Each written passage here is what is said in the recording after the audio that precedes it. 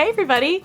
So if you have been hanging out with us for the last couple seasons of the podcast, you probably remember us mentioning Flat-Tutti in our past episodes.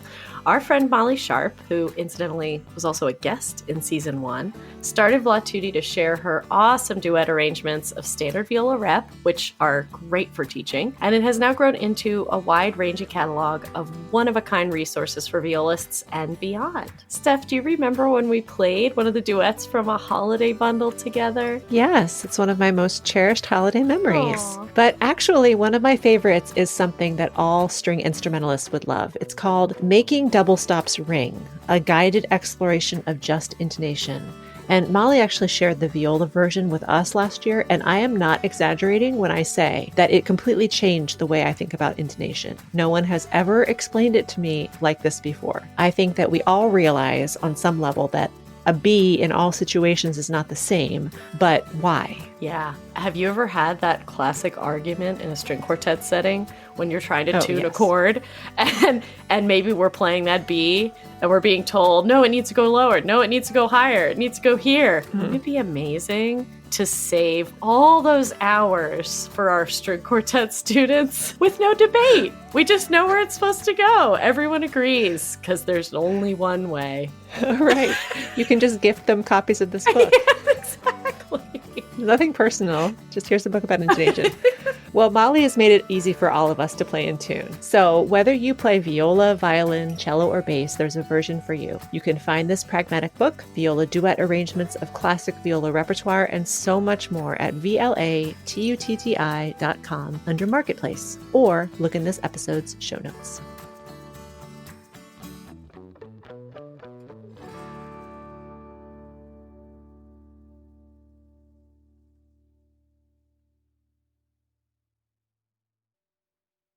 You know what I have discovered, though? When I have made turkey in the past, I've always tried to do it like a different way than my mom made it when I was growing up. And so one year... Is there a reason for that? Just cause? Because I think that I know better. You know how it is. You're like, I know better than my parents did. There are all these new ways to more efficiently cook a turkey, so you're not cooking it at like 6 o'clock in the morning. Right. And standing over it all day. And so one year I'm going to say dismembered, but I'm sure there's like a less murdery way to talk about it. But I like the murdery way. I dismembered the turkey and then roasted it all in a pan, which was fine, but they all cook at different times. Yeah. And then some pieces were dry, and then it got cold quicker. And then another time, what else did I do? Oh, just roasted it like straight up in the oven. And that also turned out okay. But my mom she put it in one of those bags. You know what I'm talking about? The bags. Yes. And I remember it being delicious. Lots of juices. If it ain't broke. So if I'm ever in the position where I have to cook a turkey again, then I think I'm going to go old school. Gonna do the bag? Do they still have the bags? Yes. Yeah. Mom, you were right. I know you'll never hear this, so... I'll say it loud and proud. Welcome to the Viola-Centric Podcast. We are two curious violists creating a safe place to have authentic and challenging conversations in the professional music world. I'm Liz. And I'm Steph. Let's jump in the deep end.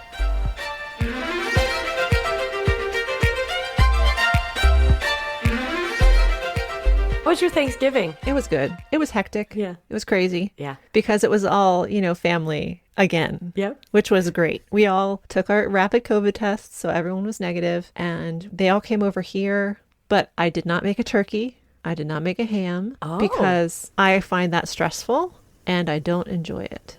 There, I said it. Unpopular opinion. I don't love turkey on Thanksgiving. Wow. It's my least favorite part of the meal. So if you out there are like me, then please give me some validation on that. But I want to know about this. Okay, so what did you make instead? What was your protein? Well, I didn't make it. Oh. My mother-in-law ordered a turkey already cooked and a ham. And she brought that over. So all we had to do was carve it up. Awesome. Yeah. So you enjoy eating it. You just don't want to make it. No, I don't even enjoy eating it that much. I will eat it because in order for me to justify having all these yummy sides, I should eat some protein beforehand to fill up my stomach. Yep. And then if it was called Sidesgiving, I would be completely okay with that. Sides-giving every year, all day. Yeah, that's a great point. It's not turkey's giving either. No. Why do we even eat turkey? Because we think that they didn't even eat that at the first Thanksgiving. Yeah. No matter what controversial record of things you believe, there was no turkey. Even if there was a turkey, it certainly wouldn't be the kind of turkey we're eating today, like all fattened up and like... No, it was probably like a yard bird. Yes. I see a lot of wild turkeys up at Matt's parents' house, and they don't look anything like the turkeys we Did you eat. lasso one for your Thanksgiving? No, I didn't do any lassoing. That's disappointing. It is disappointing. There's another family that lives down the way from them, and they have horses. And the last day, this was the most amazing thing. We're driving by, and these horses were like playing. They were like prancing and playing, and like, it was the cutest thing I've ever seen. Normally, you see horses in a field, and they're just like standing there eating grass. Yeah. These horses were like having a great time. I wish I'd gotten a better video, because I would have shared it. It was amazing. I love that. I thought about, wranglers. The jeans or the people? Well, the people who probably are wearing the jeans while they're doing the wrangling. I feel like I'm definitely a little more guarded with my time, I think. Or maybe it's the energy output to other people, or both. But I find it really difficult, like over Thanksgiving weekend. Thanksgiving was amazing. It was just lovely to be able to take a break, and we stayed with my in-laws, who I've talked about this before. They live at the foot of the mountain, and so it's just like this like haven. So for 2.5 days or whatever, I just was very quiet and peaceful. But there was a lot of visiting because it's our hometown, so we have wonderful friends who are in town visiting their families and people who still live there, and so we definitely did some visiting with our friends too. We had hung out a little bit with people on Thursday night, and then on Friday we spent the whole day just kind of relaxing, practically in silence, at Matt's mom's house. And then we had plans to meet up with people, and it was like a double event. So like we went somewhere to meet with some friends, and then we left and we went somewhere else to go hang out with other friends. And when we were leaving the house on Friday, I was like, I feel anxiety about doing this. I want to just stay. I don't want to go talk to people right now. It's hard.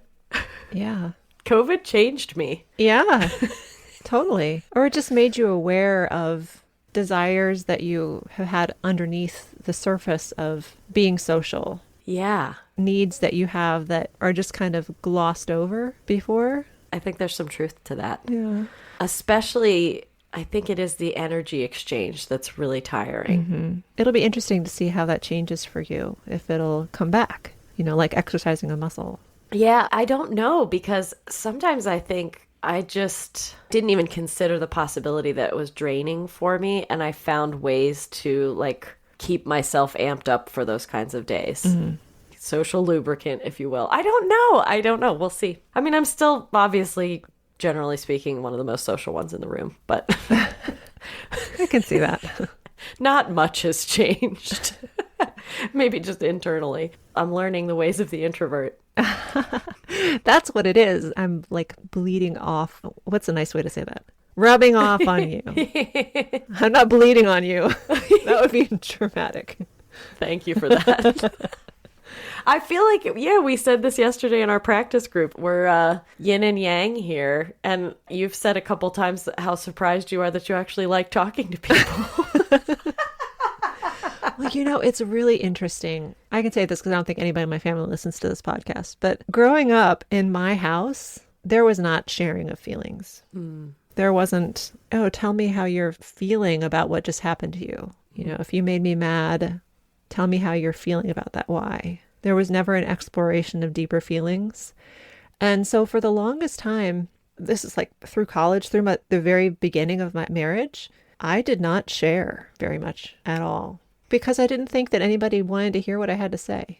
It's really sad when I say that out loud, but that's honestly the feeling. I was like, why would anyone care what my idea or my impressions are of the situation? I would just keep it to myself, because that's what we did. Yeah. And I didn't realize until I started going to therapy, because things in my marriage were not going well, that it was important that I voice these feelings that I had going on. And so it's been an evolution. It was really hard in the beginning. Yeah. To say those things out loud. I can't imagine. It was really hard.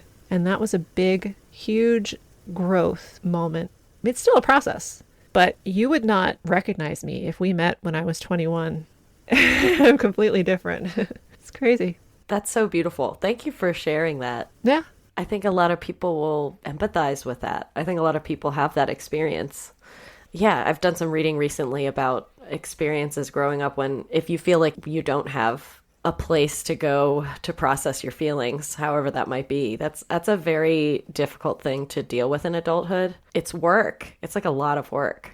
Mm-hmm.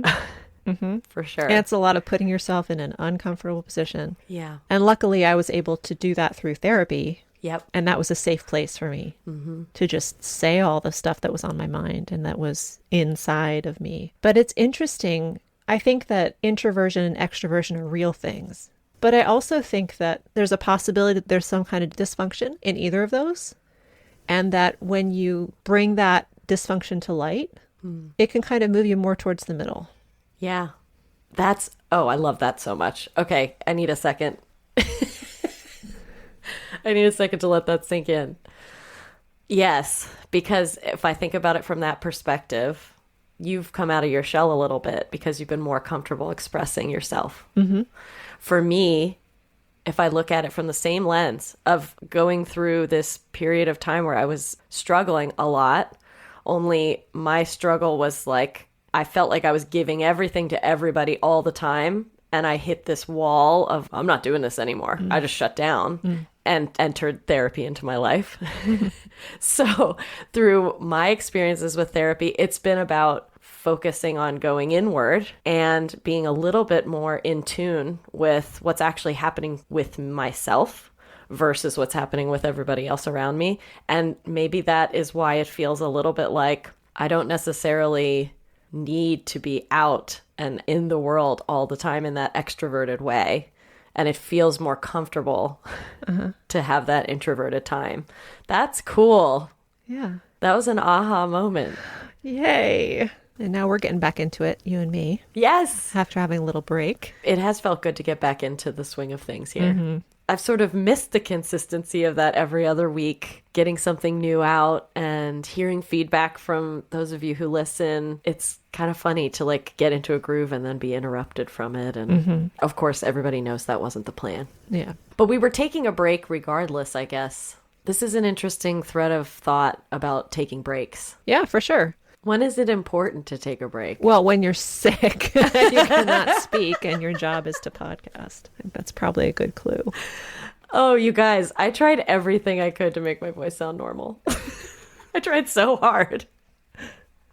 It was hysterical. I didn't talk to humans. That was hard. Did you talk to your cat? No, I didn't. They were probably like, finally. Yeah. Finally some peace and quiet in this house. Cats are the funniest creatures in the world. Okay, so we have this Nest Cam, and the Nest Cam it's not a security camera, people. It's a cat cam. It's like set up to see where their food bowls are when we're out of town and stuff. I guess theoretically, if someone broke in, we'd see them walk through the front door, but that's about all it would be too late by then. But we have this dynamic with our cats when we're home. They're both just like sweet little babies who like to snuggle all the time. And one of them is a little more whiny than the other one, but pretty much the same. As soon as we're out of the house, one of them turns into a total alpha. And he's really, I don't understand how this works. When we feed them when we're home, they both sit and meow for their food at the same time, and I put the food down, and they both eat their food. When we're out of town, they have their own dishes. The timer goes off, the food comes out. Theoretically, both of them should run to each of their dishes, and they should eat their food at the same time. And yet this one, like, waits. He sits there and watches his brother eat because he has to. I don't know. It's some, like, weird jungle kingdom, like, intuitive rule. He sits and waits, and then he ends up not eating as much. And by the time we get home, he's like this this poor little like starved pig. It's the craziest thing I've ever seen. Yeah, maybe there is something about alpha cat. What's the word I'm thinking of? I'm gonna say tribe, but that's not right. Pack. Yeah, that instinctual culture where you guys are the alphas. Yes. And when you're not there, it's no holds barred. It's like cat's gone wild. Cat's gone wild. It fascinates me. How is this a behavior that you even know how to do? We've been the alphas since they were like 2.5 weeks old. They don't know any better, but yeah, it must be something instinctual. Yeah, instinct is crazy to me. It's just crazy. It always makes me think, how does this show up in human life that we don't even realize? Oh. We have it. We have the same thing in there somewhere. Interesting train of thought. Yes. Good thing our instincts are still good for podcasting, though, because we're back. Oh, look at you. Segue queen. That was particularly excellent segue.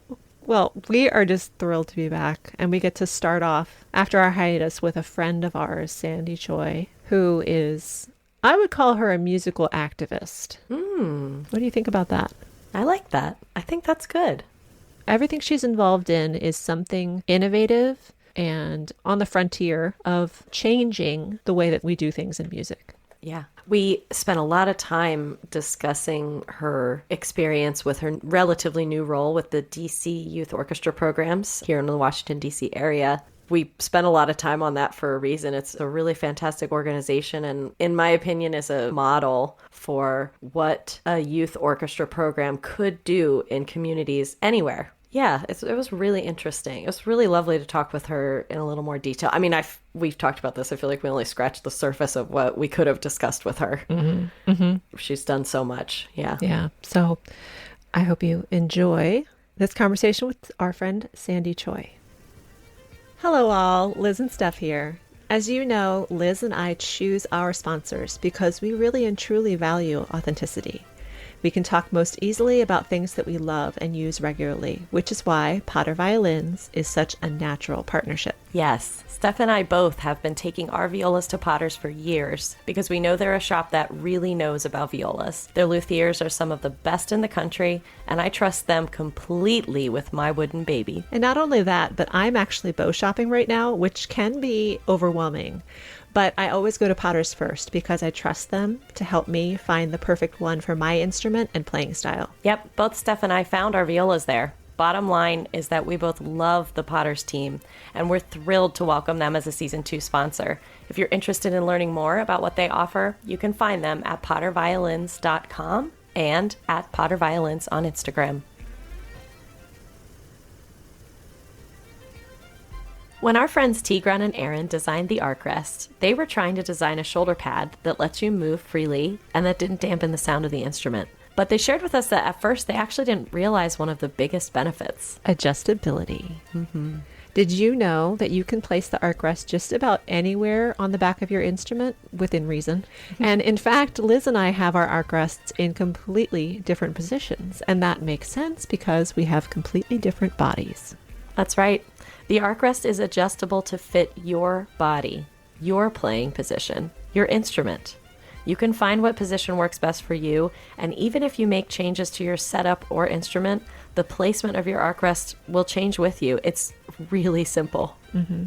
And you can mess around with it as much as you want. Yeah. If you're ready to give it a try, or if you want to know more, find Tigran and Aaron at thearcrest.com. That's TheArcrest.com.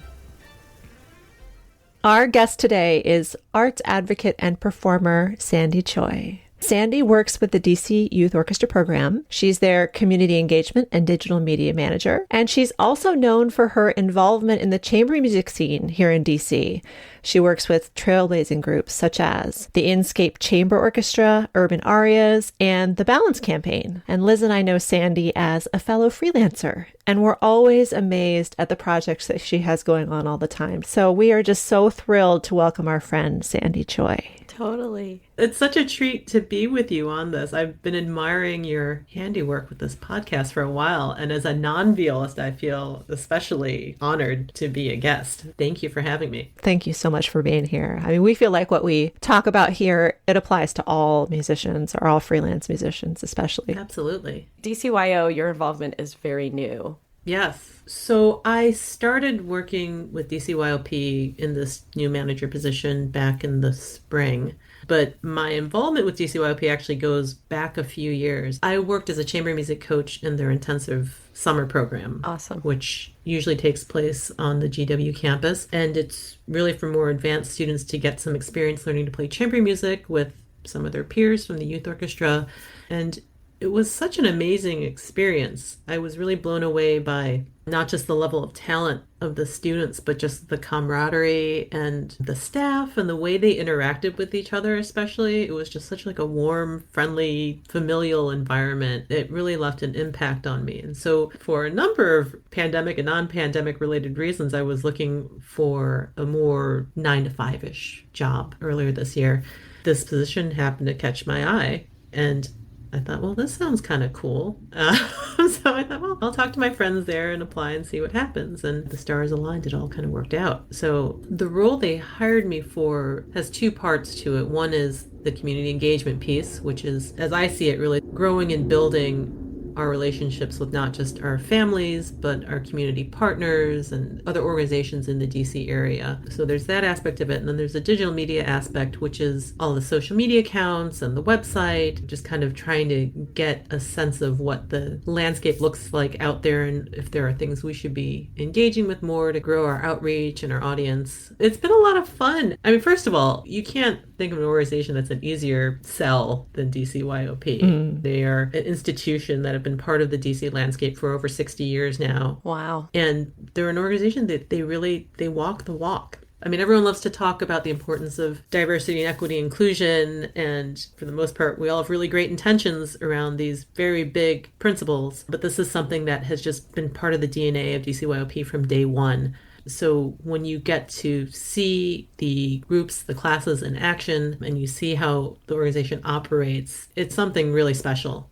So having seen that, I'm more than happy to go out and talk to people about what a great organization it is, to reach out to our alums and to our families and just try and strengthen those relationships so that we can help the organization continue to thrive and grow and provide some really incredible services for the kids in the DC area. Those are like my fondest memories, are playing with other people. Yeah. In school and in youth orchestra, having those experiences of playing with other kids, that's like the hook. Oh, yeah. Yeah. It's not practicing at home, all the things that you're supposed to be practicing. No.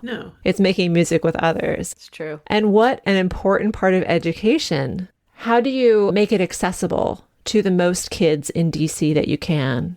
Well, first and foremost, ability to pay tuition is never a barrier for our students. Whatever a child's circumstances are, financial and otherwise, we find a way to make it work. So whether that's tuition assistance or an instrument loan, we also have something called our talent development program, which provides a scholarship opportunity for mostly advanced students to study with a private teacher, have access to master classes and performance opportunities. There are several different layers of support that we offer. Mentorship is also a big part of that program. We work very hard to meet every student wherever they are in their circumstances and in their musical journey and find ways to make it work. So that's the number one thing. Two, we also try and locate our programs in places that are accessible to our kids. Right now, we're located at a DCPS school. We are housed there on Saturdays.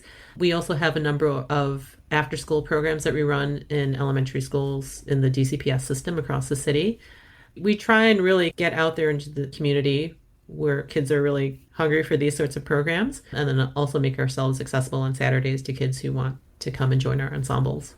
Well, and the scope is huge, right? It's wonderful to know that we have actually a lot of listeners that aren't in the DC area. Yeah. And the people who may be listening to us who work in youth orchestra programs in their own areas, in their own cities, might be interested in making things as accessible as possible. I think that's something that DCYOP does better than any other organization in this area. Having taught here for a while and watching kids go through other youth orchestra programs, I'm not knocking them, but they're run in a way that it's elite, right? Right. Elite is the word I think I would use for most of the competitive programs. And DC has a competitive component, but I think that there's so much more going on. Can you talk us through like what a typical Saturday looks like for DCYOP? Oh boy. Exactly. It's busy. Yes. I'll say that. It's very, very busy. So a typical Saturday starts at 9 a.m. with our most advanced orchestras coming to rehearse. And they're pretty much with us all morning in rehearsals or sectionals. I'm going to get this wrong. I want to say it's 9 ensembles we have. Yeah, that's amazing. So basically, we have a range of ensembles that start from our very beginners through advanced, mostly high school students, full symphonic orchestras. And then, that's my dog. That's okay. We won't edit out dog noises. So we have this full range of ensembles, basically all day on Saturdays. They're kind of overlapping throughout the day. And then we also have 2 programs for our total new students. There's Discover Music, which is for kids who are exploring music. And the end goal of that program is for them to choose an instrument and then move into our beginner classes. I love that idea because it's something they can do with parents or grandparents, any other family members. Learn some basics about music, hear some new music, hear different instruments, get an idea of what the options are. And then the graduation ceremony is for them to pick an instrument. They move into our beginner program.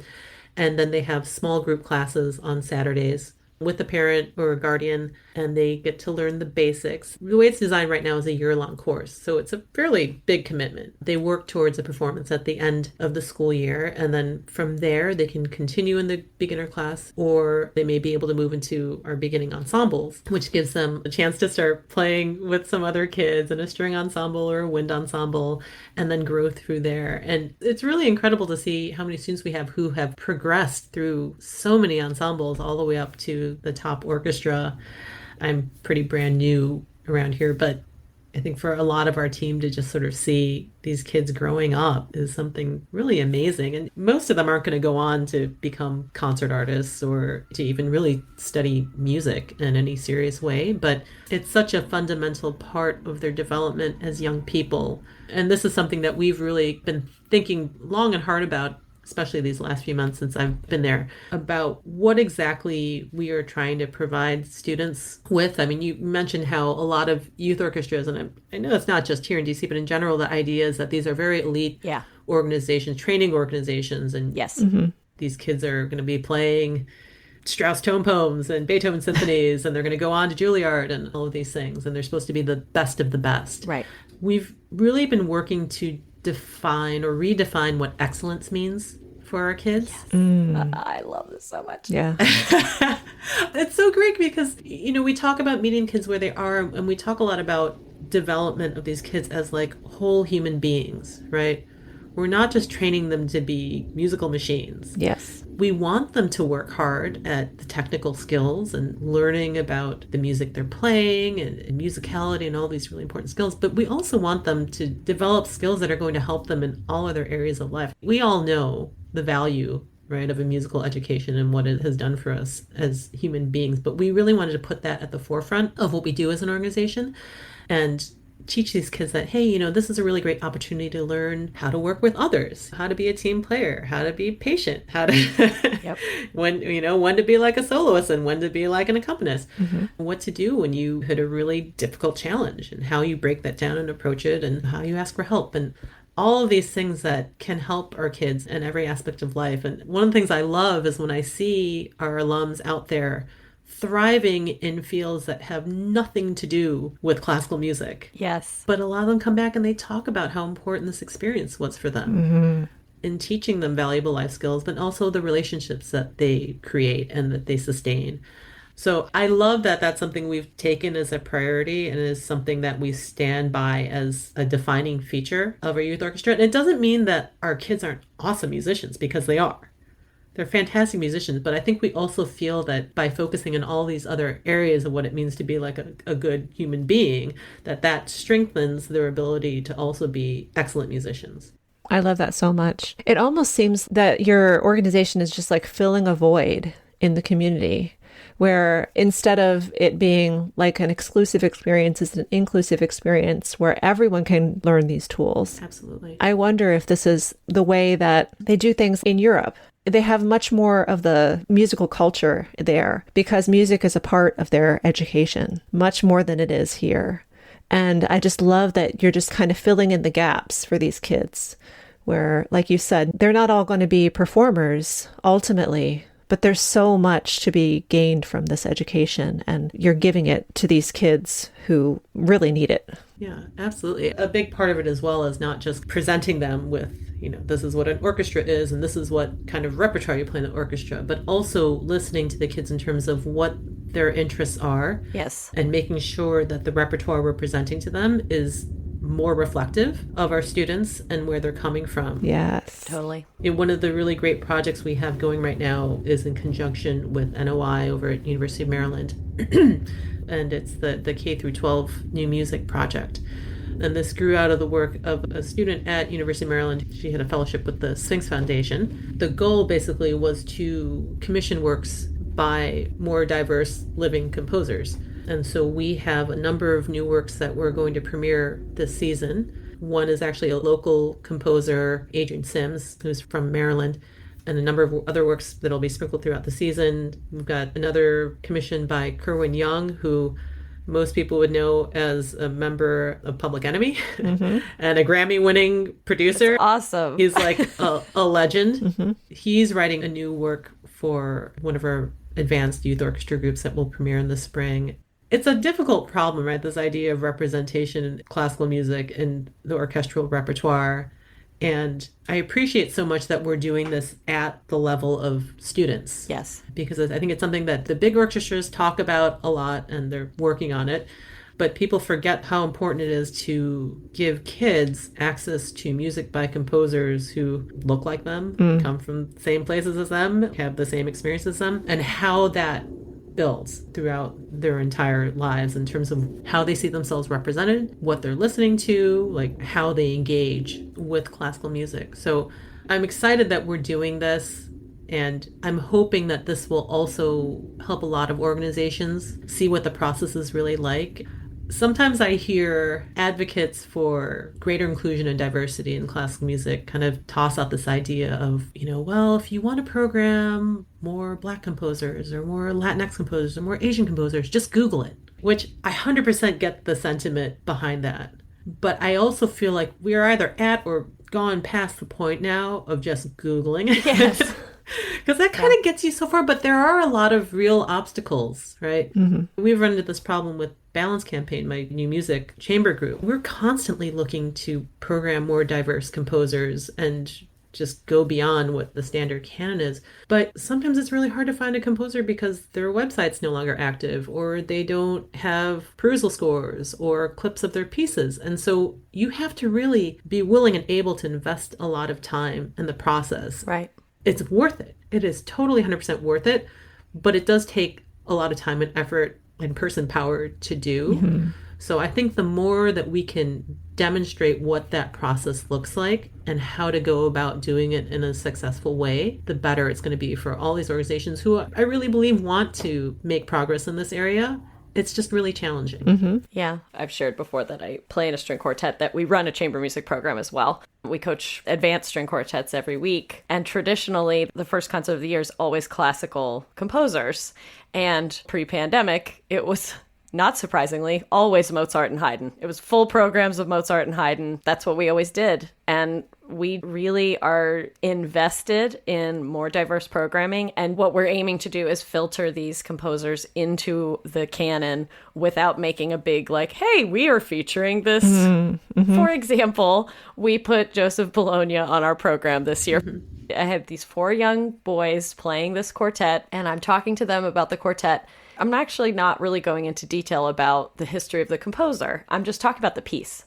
And I'm talking about what I hear and what I notice and how maybe that might inform the character in which they're playing. And one of these boys raised his hand and said, well, he was of African descent, right? That being said, we program Bologna and we go on IMSLP, which is where we get everything else. And there are some editions of his first collection of quartets, but he has this other collection of quartets that we will be purchasing. It is not as straightforward as just going on IMSLP and downloading the Mendelssohn collection. Yeah. You do have to do more work to find those pieces. So I'm glad you're sharing that. I think it's a commitment of time that's totally, totally worth it to engage the kids that are learning music today. This is what they care about. Yeah, absolutely. Well, so you raised a point that I'm curious your thoughts about this in terms of just presenting this as music, Yeah. and not making a big deal about, hey, we're programming an African-American composer, we're programming women composers. I know this may not be a popular sentiment with some people, but I get kind of aggravated when I see, and this happens, I feel like it happens a lot with female composers. Yes. Where they get relegated to these programs of like, here's our all-female composer concert Right. for the season. Yes. Here's your fix of like Fanny Mendelssohn and Florence Price for the year. And I know this happens with Black composers and Asian composers and Latinx composers as well, but it really bugs me. I remember I got into a discussion about this with a friend, and they were like, well, I think it's really important that we make the point of highlighting these composers so that people pay attention and come to these concerts. Honestly, if I look at the season schedule for an orchestra, I'm not necessarily going to be drawn in by like a program of all female composers. Right. I'm going to be drawn in by like this mix of program themes are the thing we're all supposed to do now with every concert program. I'm more drawn in by that than this just sort of what feels like a somewhat arbitrary collection of composers just because they all happen to have, It's almost like saying we wouldn't have included this composer on a different program. Yes. Exactly. But we're making a special program so that we can include this composer or this whatever category it is that we're talking about. Right. Yes. It's almost like they wouldn't have naturally been included. Right. Like the piece can't hold up to like a program of the normal repertoire that we would play. Right. Yeah. I've been doing sort of this interesting experiment of sorts with a good friend of mine, Liz Hill, who's an incredible pianist. Yeah. We know Liz. And 1,000 times busier than me. I don't know how she does it all. We decided we want to do a recital together, and we decided that between the two of us, we wanted to try and find more female composers to play. If there were female composers of color, that would be amazing too. But we made the very conscious decision to not bill the program in that way. Yeah. It was a recital program, and when we talked about it, it was a collection of composers that we thought were really interesting because they were all writing the works we performed at seminal, cataclysmic periods of history, times of great change. We played a sonata by Poldovsky, who was writing in this interwar period, and Florence Price, who was writing her pieces in Chicago at the time of Great Migration and explosive growth in terms of not just economics, but also the arts and culture scene in Chicago. And we played a couple pieces by Jessie Montgomery, who wrote one of the pieces we played in the middle of the pandemic. We wanted to focus on like these historical events and these composers and what they were creating at the time. The fact that they all happened to be women, we could have talked about that as well, but we really wanted to focus on them as artists and creators and the moment at which they were creating, which is generally how we talk about composers when they're dead white men. Yes. Yes. We're not like, we're going to feature all these pieces by white men who lived in the 1800s. Like, Right. could you imagine?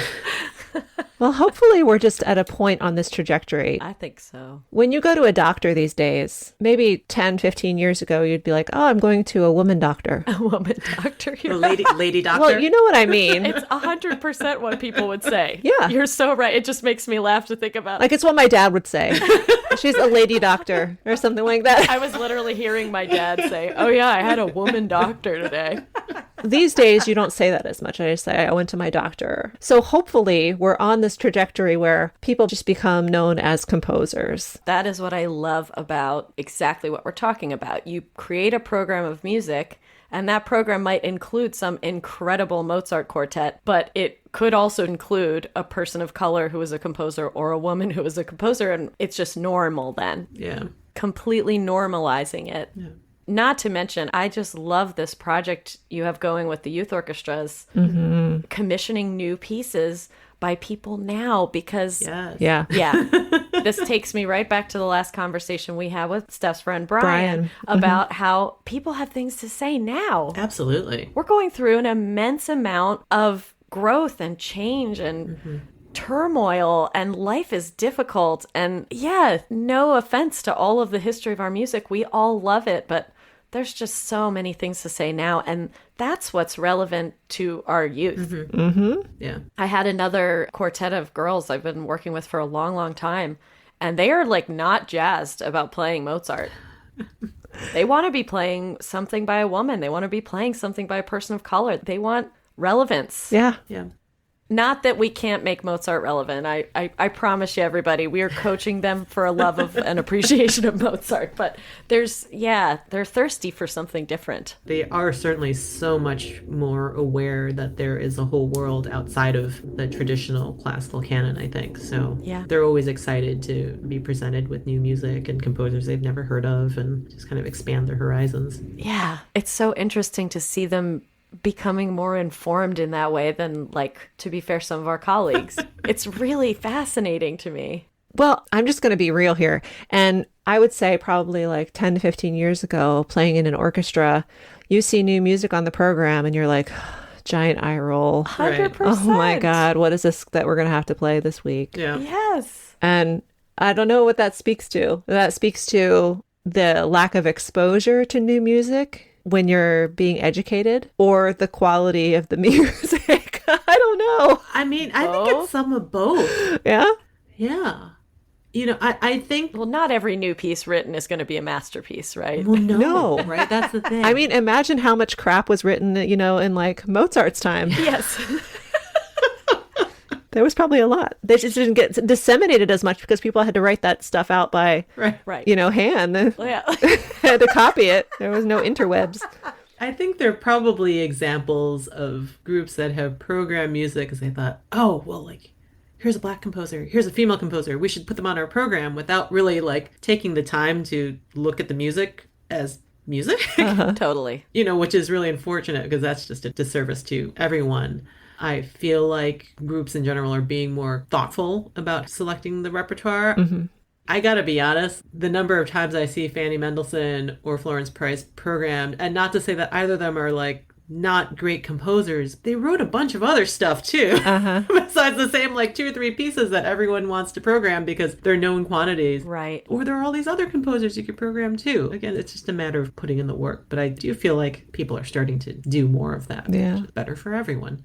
I have a question for you, Sandy, actually. Yeah. And I'm going to just ask this out of sheer naivete. I feel like in terms of representative programming, I actually think one of the more challenging access points I feel like I have from the outside coming in is with Asian composing. Mm-hmm. I hear a lot about Florence Price and William Grant Still and Joseph Bologna, and I feel like I've got a pretty decent grasp on the female scene too, but sometimes I feel like that voice does get lost a little bit in this whole conversation. Do you have feelings about that or thoughts about that? Oh, man.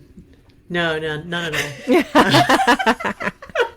So many thoughts and feelings. Oh, man. What a year, I feel like, for the AAPI community in this country. Yes. Just in general, it's hard to even know where to begin. Just in the classical space, I feel like we've heard a lot of important voices talking about lack of representation in terms of composers, for sure, but also in our organizations. And this is both in orchestras and also actually in like the administrative side of things as well. And looking at why there was a piece in the New York Times that was talking about Asian Americans and executive leadership and how you see a lot of young Asian Americans that kind of start entry level and they work their way up to about mid-level and then they just kind of disappear and why that's the case. And we see that in arts administration as well. I'm glad to see people talking about this because we have not talked about it very publicly for as long as I can remember. It also gets at sort of the complicated space that the AAPI community, I mean, the AAPI community for starters is very problematic too. I'll say this, as someone of Korean American descent, and sort of speak for like the East Asian community perhaps, which is also extremely large. Yes. But just kind of the complicated space we occupy in this country, in the art scene, it's a lot. It's a lot to parse through. Yes. And I think we still have a lot of work to do around that. I am really glad to see people talking about it. And Jennifer Koh wrote a really great piece in the New York Times kind of about her experience as a classical musician. And there was another profile later, I think it was a violinist or violist in San Francisco. Yeah, David Kim. Yeah, also writing about that experience. So I feel like there's still a lot of processing to come and a lot of open conversation. I mean, I remember listening into a panel discussion at the big conference this summer about the seeming lack of Asian Americans in leadership positions in the arts administration community and why that's the case. And someone asked the question of, do we need more entry-level programs to encourage Asian Americans to apply? And the response that one of the panelists gave was essentially that the issue is not entry-level opportunities. It's taking these candidates and helping them rise through the ranks to executive positions. There's clearly not a lack of talent, but there's something wrong in the system. Right. And how we're encouraging or failing to encourage these particular candidates to continue to grow into leadership positions. So it's like, glad to hear that thrown out there. Yeah.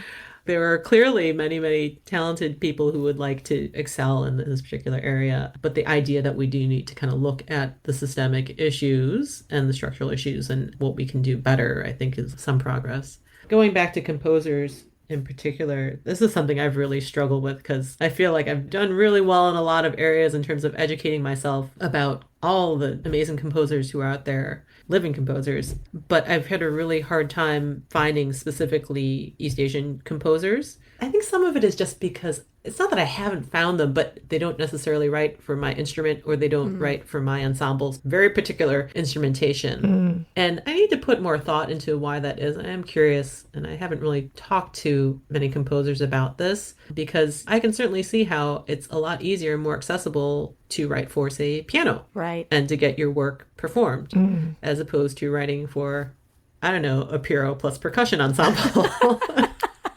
But wouldn't you think that, like, there are so many fabulous symphony orchestras in Eastern Asia? Are they not commissioning works from modern composers? That's a good question. I'm sure they are, but this is just my own personal opinion. I think there's kind of two issues at play. One is, again, it's just my personal opinion here, how orchestras in East Asia want to be seen by the rest of the world. Oh, interesting. In terms of who they're programming, I think we have a real issue here of how we see Asian composers in general and what they're capable of writing and who they're representing when they write. Wow. I'm just going to throw those little questions out there. Didn't even occur to me. That's very poignant. It is. It's a really good point.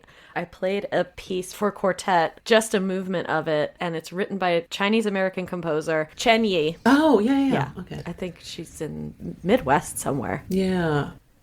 The movement we played was about like making noodles with her grandmother. It's really cool. But I did just think about this thing that like instinctively, culturally, as a white American, I think 3 years ago, my opinion about what an Asian composer might write about would be something tied to their own culture from Asia, and that it would have that sort of like thread within it. And if it didn't, then, you know, it's so interesting. Right. What kind of Asian composer are you? Yes. So interesting. These kind of like assumptions in my head, I'm literally thinking about that. Right. It's complicated. You know, and I think about the Asian composers I'd heard of growing up, Bright Cheng or like Tan Dun, right? Composers where there is very much a heavy cultural influence. Yeah. One of my favorite composers right now is a guy named Viet Quang, who is a Vietnamese American composer. He just writes awesome music, and I want to play all of his music. Very cool. Ooh, writing this down. I love it. It's so interesting how you don't realize this until the light is shown on it, right? Right. How Eurocentric. Yes. All of our idea of music is. Oh, totally. Yeah. Like, why shouldn't Asian composers write culturally applicable music with instruments that are prevalent and used in their culture? We did that. Yeah. Europeans did that, you know? What is up? Also, on the flip side of that too, Steph, if an Asian composer has a piece of music for string quartet, I don't have to think like, I'm playing Asian music. I could just be playing music, right? Yes. In terms of the work that's involved in finding music, going back to your Google comment, Sandy, what can we do besides just the Googling? I know this may be an unpopular opinion. We're all about unpopular opinions here. But talking to each other is a really great way to find out about. Yes, I know. No one likes to pick up the phone these days. But yeah, talking to each other and learning about what other people are interested in. Yeah. That's kind of the number one thing for me. I mean, I could spend like hours and hours and hours digging through the web trying to find people, but it's like anything, like word of mouth, right? You talk to a friend who might know someone who's writing something cool right now, or they have a colleague who's a composer who happens to write for your instrument, and you just keep on going. I attended the Chamber of Music America conference, God, it was so long ago now, pre-pandemic, right before the pandemic started.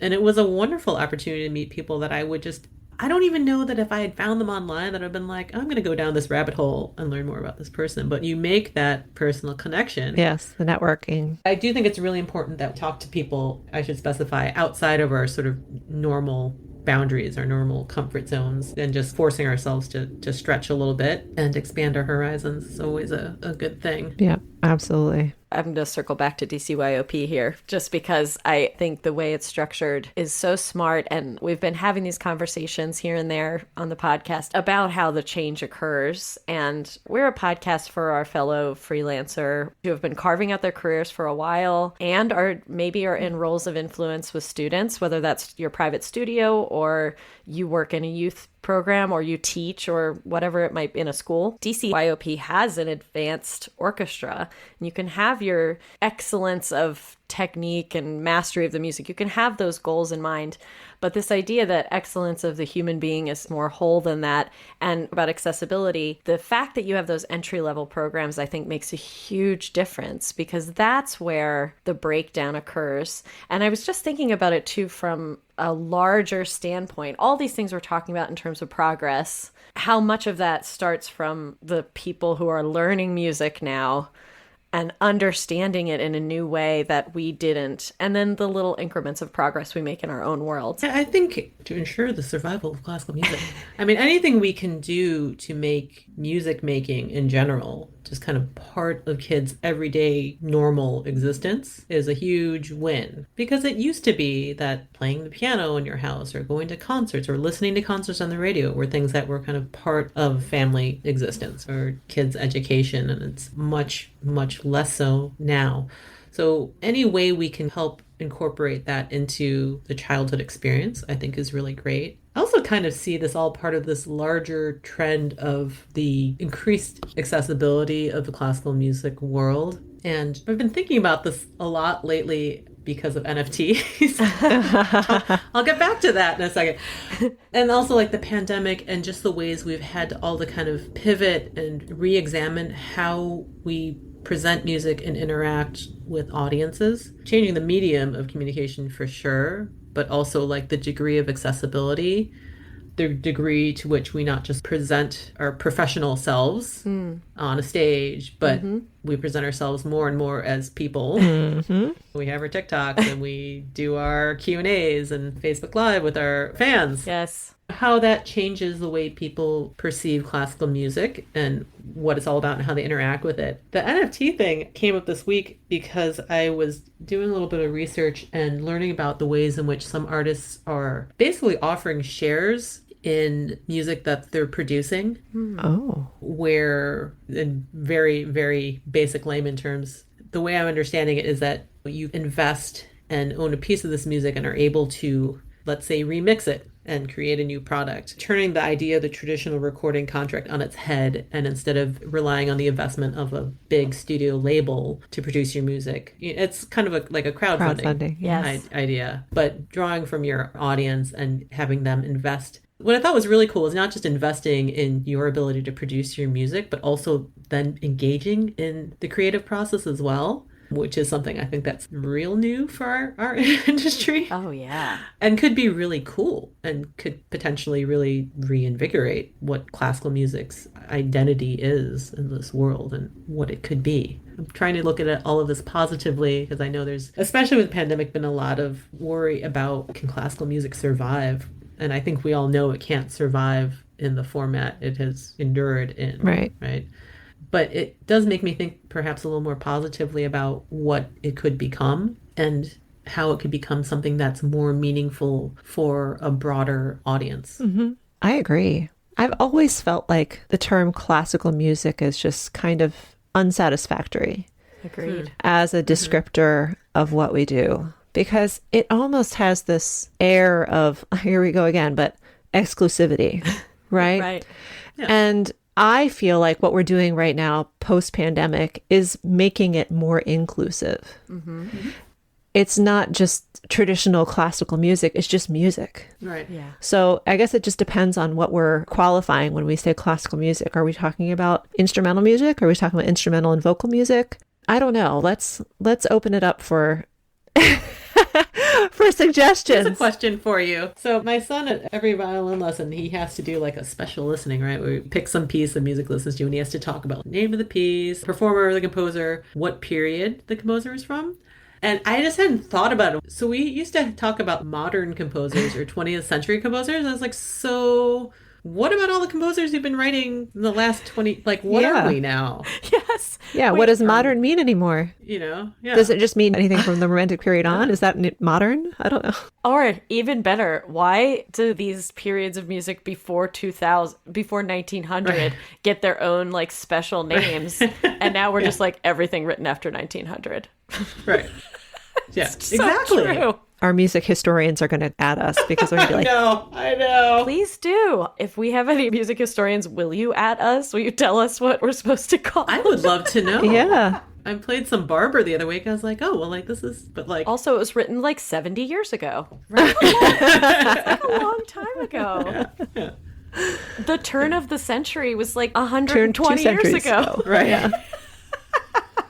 Yeah, Stephanie, that's a great point. We need to just kind of rebrand this idea because it does go back to Sandy, what you said about musicians allowing ourselves just to be human beings and not be this living art on a stage that someone is staring at from a distance. That's not actually who we are. It's worth exploring maybe that it might mean that that veil of perfection and that pursuit of ultimate perfection in performance kind of erodes a little bit. And it stops being the most important thing that we're doing as, quote, classical musicians. And instead, we're just connecting. If music is an expression, it's supposed to be an expression of yourself. I'm not perfect. I don't know anybody who is. There's a lot in there. Well, and who cares about the perfection? Who cares about it? Genuinely asking the question, I'm not throwing that away. Our audience doesn't know. Well, and they don't care. Right. They just want to be moved, right? They just want to be moved. Oh my God, yes. Yeah. I just played the Nutcracker at the Kennedy Center. I was lucky enough to get to play several of those, and they did the version where there's a Sleeping Beauty interlude, which is like a giant violin solo. And Oleg Rydatko, who's the concertmaster of that orchestra, played it every night, completely different each time, not perfect. And it was stunning. Yep. It was sparkling. It conveyed emotion. It was so moving. It was so moving, and it was not perfect. And I'll tell you what, not one person in that opera house cared. No. No. So true. Yeah. I have to tell you, some of my favorite orchestral recordings I'd listened to when I was growing up were like the New York Phil, Leonard Bernstein recordings. Every recording is like technically a hot mess, Yes, yes. but they're just like bursting with emotion. Yes. Right? It's ridiculous. Yeah. We're so careful. Nobody's taking risks. Yeah. It's like something happened after that era. All that they cared about was the expression. And everyone had their own version of that expression and blended together. It's gritty and real and it's so good. I love this idea that over the course of time here, we could kind of swing the pendulum back a little. Yeah, I just had a conversation with someone about this and just the place of improvisation in classical music. That's something that was very much part of the tradition and somehow just got snuffed out over the years. And this, I think, like you said, this quest for technical perfection, there's so much that's lost with that and that lack of freedom and flexibility and that ability to inject that very personal sense of artistic expression into music. And that's something I would certainly love to see more of in the development or evolution of classical music. Or just music in general. Yeah. Whatever we're calling it. Yeah. Yeah. Yeah, we need a Whatever new this name. is that Let's we do. rename classical music. What could we call it? If we had to be genreized, I don't know. what would we be? Instrumental. Well, no, because not always. Then there's Sometimes we have a vocalists. singer. We'll have to think I about don't know. this. Let's workshop this. Anybody want to vote? Send in your votes. If we renamed classical music, what would it be? Rebranding. Yes, rebrand it. Rebrand it. Yeah. For our students too. I think having this in mind is really important because I know that pre-pandemic, my main goal was to like inspire the next generation of really serious musicians who maybe would go into it as a career. And I just do not feel that way anymore. Most of the kids that all of us engage with in music are not going to be professional musicians. Oh, yeah. I say this to people all the time. I don't know, someone comes to a concert and they're like, well, I'm not a musician. It's like, no. You're just as important as the musicians on the stage, because if we don't have people who love music, right, who want to come to these concerts and enjoy it, what are we doing? Mm-hmm. I think being able to develop the next generation of music lovers. Yes. Whatever that music is, honestly, getting people to just get out there and go to concerts and share music and engage with it. It's better for the whole world. I think that's every bit as important as nurturing those kids who want to go on and have careers. And honestly, I think for a lot of those particular kids, they're on that path. They're going to follow that path. But I think, especially with classical music, because there is sort of that air of exclusivity around it and these barriers, whatever we can do to encourage people to engage with it on whatever level they want to, the better off we're all going to be. Mm-hmm. Hear, hear. That's amazing. This has been so great, Sandy. Thank you so much for talking with us. Oh, my pleasure. This is fun. Yeah. Let's do it again. Thank you so much for listening today, and thanks also to our Season 2 sponsor, Arkrest. Another thanks to Alto Clef Gifts, where you can purchase viola-centric shirts and mugs and a variety of other fun items featuring our beloved alto clef. You can support our future episodes by supporting our sponsors through our PayPal link or Venmo, and by rating and reviewing us on Apple Podcasts. And please consider sharing your favorite episodes with your music-loving friends. Our episodes are produced by Liz O'Hara Starr. The viola-centric theme music was written and produced by JP Wogerman and is performed by Steph and myself. Thanks again for listening. Let's talk soon.